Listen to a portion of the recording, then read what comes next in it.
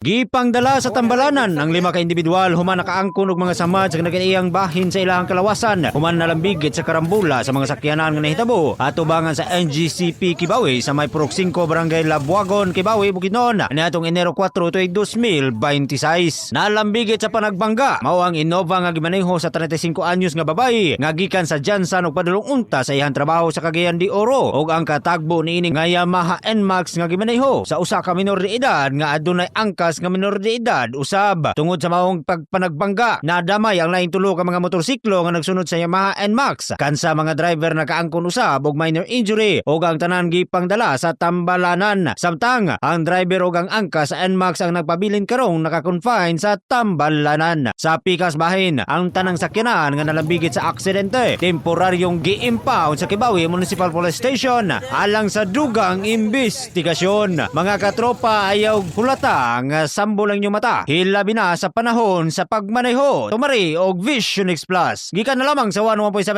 XFM Bukidnon. Alang sa nagkayosang Pilipino para sa Pilipinas. Katropang Christian Bakyugon, XFM News.